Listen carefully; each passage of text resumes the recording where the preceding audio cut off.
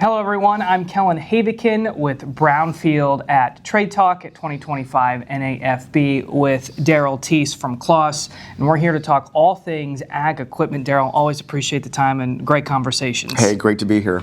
Well, when we look at the ag equipment space right now, how do you see where we're headed in 2026? What's the demand like right now?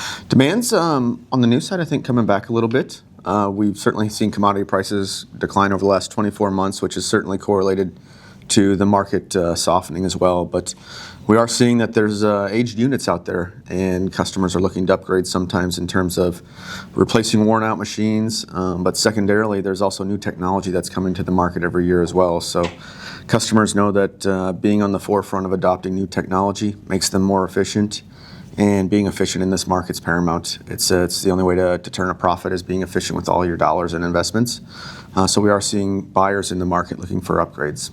What about the demand for used equipment on the other side of that coin? Used maybe doesn't seem quite as strong right now. I think a lot of used buyers over the last 24 months have taken strong advantage of the used market.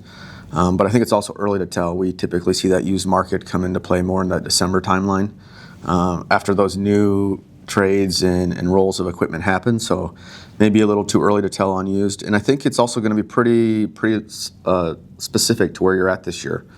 The USDA has published a 185 yield, which means there's a lot of great corn out there.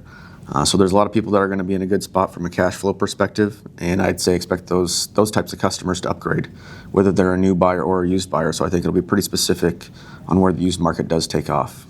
Let's talk lead times. I know coming out of the pandemic, they were long, supply chain disruptions. 5 years removed from that, where are lead times right now? Much better. Dare I say we're back to normal on lead times. Doesn't mean lead times are like a month, but lead times are in that 6 to 9 months typically, depending on what product line you're looking for. Certainly for a combine or a forage harvester, we're talking probably more than 9 month of a lead time, somewhere in that area.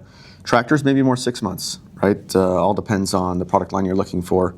And then if we get down into more like hay tools, balers, that type of stuff, it could be even a little shorter depending on what models we're looking at. But generally everything is came back to where we were pre-COVID. The logistics, the freight movements across not only across the country, but across the globe are pretty much standard back to where we were. So given the uncertainty in the ag economy, tight margins, what's your advice to farmers going through this process of looking at upgrading equipment, trading, getting new, etc.? Good news is most farmers, this isn't our first downturn we've been through, right? And it isn't for Kloss either. So we're really focused on, with upgrading equipment, how can we make that pay for the farm? So where there are places that we can cut out expenses to either make sure that we're keeping those machines running. We have a saying, the most expensive machine is the one that doesn't run during harvest. So we've got to make sure that we're either investing to make sure that machine that currently sits on the farm runs in harvest, or upgrade that machine so that we have a solid machine in harvest. Things that we're always talking about is fuel efficiency, grain loss, how do I get more acres per hour done to spread out the depreciation of that machine. And those are things that we sit down with customers quite regularly to talk about. So when it comes to product development, what's Kloss have in store in 2026? Always working on stuff at Kloss. One of the things I love about Kloss is R&D is in our DNA. It's in our nature. So things that continue to come from us is just more capacity, more throughput. You saw that with the new Jag 1000 series we launched this August. Just a stepwise change in performance. We're continuing to put those investments not only into our forage harvester, but certainly into the combine product line and into our disco mower line and our tractors as well. So we've got more launches coming down the pipe, and I'm sure you'll hear about those shortly. Daryl, anything else that you want to share? Key thing is for customers is we're here to talk with you. It's easy to find us. Go to kloss.com. We got a number of just amazing dealers in your area that are just excited to take care of you. So reach out to us. Awesome. Thanks. Always enjoy the conversation. Thank you.